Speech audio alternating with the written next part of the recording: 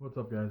Tyler here. Gonna do a bit of a different video today, like I've been talking about. This is going to be my week one NFL predictions. I'm going to be predicting the winner outright, and I'm gonna try to predict the score too, just for the heck of it, to see how close I can get them. So we're gonna start with the first game of the day, the noon game. So, well, the Thursday night game is Houston at Kansas City. Kansas City is one of the two stadiums that are allowing fans of some sort of capacity in right from the get go. And Kansas City, obviously the reigning Super Bowl champions. The Texans traded away DeAndre Hopkins, which is to me probably one of the craziest free trades, just anything by a team I've ever seen. I think that's going to hurt them badly. I think teams are going to be able to put more on Will Fuller and kind of shut him down. I know Randall Cobb's there. I think Kenny Stills is still with them, but I think the main focus is going to go on Will Fuller. And the Chiefs are just loaded. I think they're poised to have another really good year. I have the Chiefs winning that one, 31-17. Mahomes going to have a good day, and I just don't think Houston's offense can hang with them. So then we go to the Sunday games. The first one I have written down. Sorry, I'm reading off a little piece of paper here. Seattle at Atlanta. I have Seattle pulling that one out 20-17. I think it's going to be a little bit closer. Seattle got Jamal Adams in the offseason, and I think DK Metcalf is due for a huge year, and they still have Tyler Lockett and Russell Wilson. I just think they're poised to be a playoff team this year again, and but I think it's going to be closer. Atlanta's got a nice little team. They're kind of like a mix of young rebuild and veterans. It's weird. That's why I have it a lot closer than that most people would. Next one, we got, I don't really have much to say about it, the Jets and Buffalo. Buffalo's kind of a boring team to me. I've always been more of an NFC guy being a Packer fan, but the Jets and Buffalo both loving the AFC East because Brady's finally out of it. I have Buffalo winning 20-16 on that one. I think week one, a lot of teams are still finding their chemistry, especially this year being so weird with COVID. So I think these games are going to be a lot closer week one than they probably should be. I think Buffalo's overall the better team. The Jets are, I think, better than what people give them credit for, but I got Buffalo pulling that one out. Next up, we got one of the two NFC North battles. We got Chicago at Detroit. It really doesn't matter home and away. Well, I don't know if it's going to matter too much without fans, but Chicago just recently made the decision to start Trubisky over Nick Foles. Face is red. And I don't know. Trubisky just doesn't seem to have it to me. He could prove me wrong, but Detroit's got Matt Stafford. Matt Patricia really has to try and prove himself this year.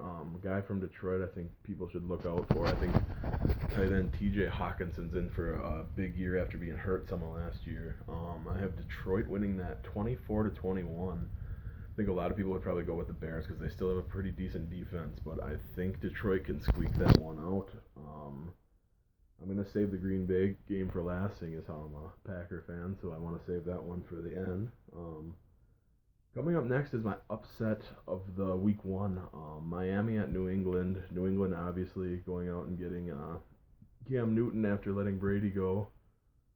And Miami's going to be starting Fitzpatrick week one. I don't know how long he's going to hang on to that job. Fitzy, you never know. He's either going to go for like 400 yards or like 6 picks. So I actually have Miami winning that one, and I have it 31-28. I think that's going to be a bit of a shock. I think it's going to take New England a while to gel together, and I just don't think that they're. I could be wrong, but I don't think that their team is as talented as what they have been in the past, obviously. But I have Miami winning that one. That's going to be the upset, 31-28. Miami always plays New England tough. Next up, Philly against Washington, the Washington football team. I have Philly winning 30-13. I just think Philly's offense is really good. I'm still a believer in Wentz if he can stay on the field. Zach Ertz, one of the best tight ends out there. I'm curious to see this Jalen Reagor out of TCU that they drafted. That was one of the many receivers I kind of wouldn't have minded the Packers getting. But Washington, I don't know if Dwayne Haskins is going to work out or not. Curious to see what Chase Young can do though. I really liked him. I don't like Ohio State at all, but I did like him out of Ohio State. So hoping to see what he can do week one. Then what do I got next? The Vegas Raiders. It's so weird to say Vegas instead of Oakland at Carolina. I have Vegas winning 27-18. I think Carolina's just in a rebuild. Teddy Two Gloves is gonna. I mean, I think he's a good quarterback. McCaffrey's gonna do McCaffrey as always, but I just don't think that they have the firepower to keep up this year. And I think Vegas is gonna be a little bit better than what people think.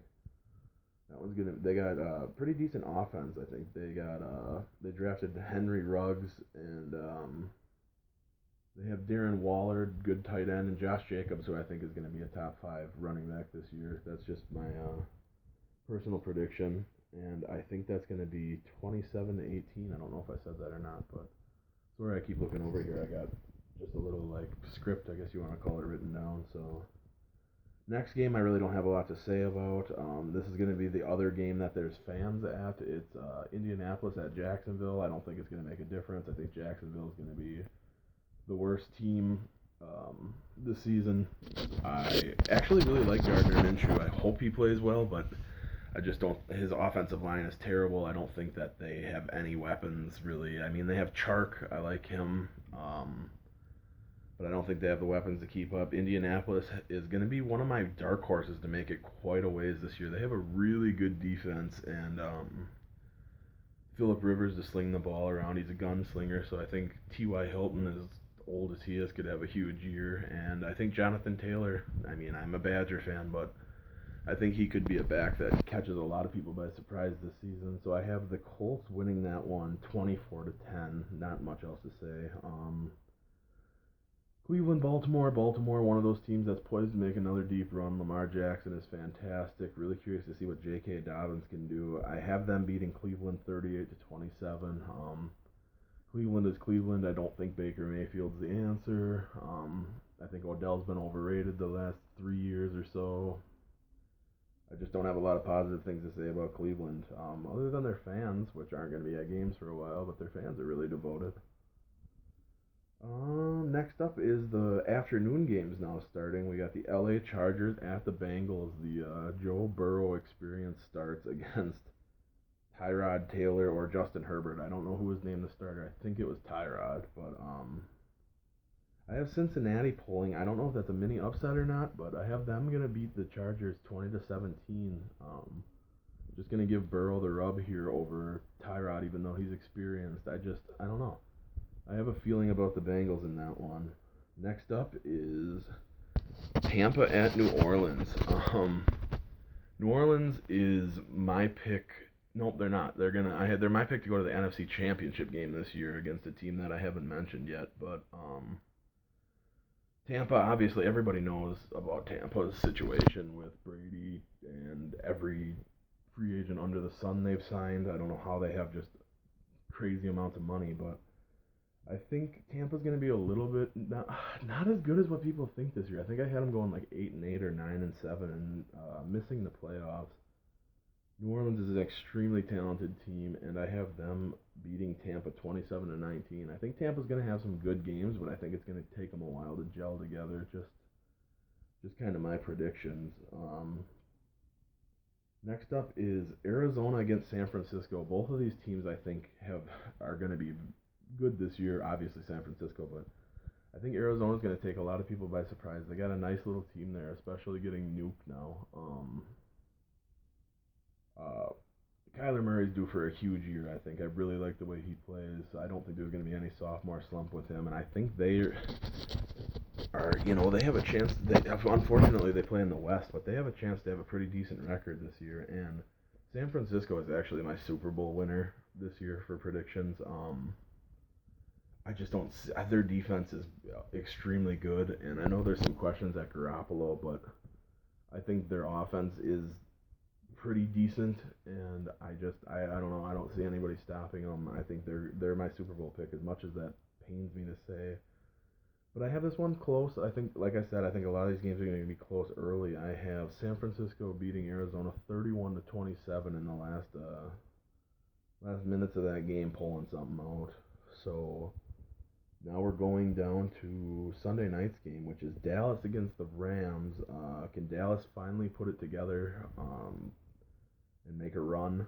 They got Mike McCarthy as a head coach who, being a Packer fan, I actually think McCarthy is a great coach. I just think things got tired and old while he was still being the Packers coach, and both him and the team needed a change.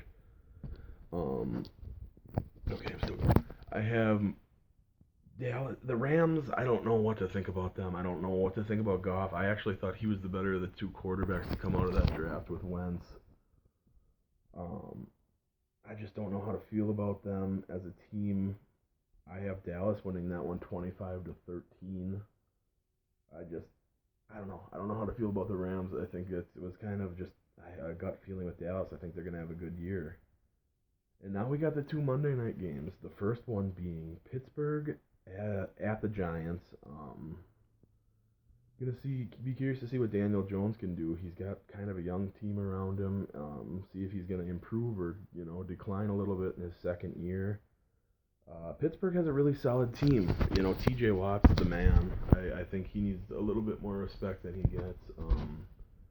Big Ben, we're going to see what he can do. He's been retiring now for about 6 years, but see if Juju's going to be, if he's going to step up and have a solid season. I think they're poised to have a good year. I have Pittsburgh beating the Giants 27-24. I think I had that a game-winning field goal too, so a lot of close games this week one.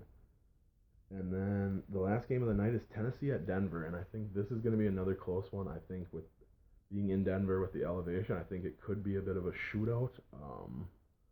It's hard to tell if Drew Lock is gonna be the quarterback that they're looking for. They have a good offense with Cortland Sutton, and Noah Fant I think is going to take a huge leap this year as a tight end as well. And they drafted Jerry Jeudy, and the 1-2 punch of Melvin Gordon and Phillip Lindsay at running back. I think they have a really solid offense, and I think that they could play well. I think it all rides on Lock's shoulders if he performs this year. In Tennessee, obviously, we know Derrick Henry, carried them at the end of the year to the playoffs, and had the Chiefs on the ropes at the beginning of that AFC Championship game, but they just signed Jadeveon Clowney to 1 year. I'm not a big Clowney guy. I think he's overhyped personally. That could just be my opinion, but be curious to see what Tannehill does because he just signed a huge contract. But I have Tennessee winning that one 34-28. Again, I think it's going to be a close, fun one to end the Week 1 games. And then the last but not least, my Packers playing the Vikings at the Vikings. But I think it's huge that the Vikings do not have fans for that game. As much as I hate the team, the Vikings have a really nice new stadium, and it gets loud in there with all their fans. And I think that has a huge effect on players, and I think that no fans is a big advantage to the Packers. And I just think that the Vikings have a lot of nice young pieces. They just signed or traded for Ngakoue. I might butcher that last name, but he is a solid player. They have a I was curious to see what their secondary is going to be. It's young. It's not what we're used to, but Kirk Cousins, Dalvin Cook, Adam Thielen, and Justin Jefferson, they should have a decent offense. I think it's going to take them a little bit of time to gel. As far as my Packers go, I think Rodgers is poised to have a good year. He seems to just be, this Jordan Love thing seems to have woke him up, and he seems to have changed some things that he's been doing the last few years, and I hope it brings back that bit of a gunslinger mentality about him. Our receivers are really questionable. I'm hoping, I don't know what to feel about them. I'm hoping they can come out and play well. We know Adams is going to be Adams. Alien Lizard, Alan Lazard, I think he's going to have a good year. My guy I'm hoping has a big year, I've been big on him the last few, is MVS, Montez Valdez-Scantling. And then we got Equanimeous St. Brown, and Malik Taylor was our fifth receiver. Those are our five going into the year, so Receiving core kind of scares me. I think MVS is gonna have a huge year. I think Robert Tanyan is gonna have a huge year.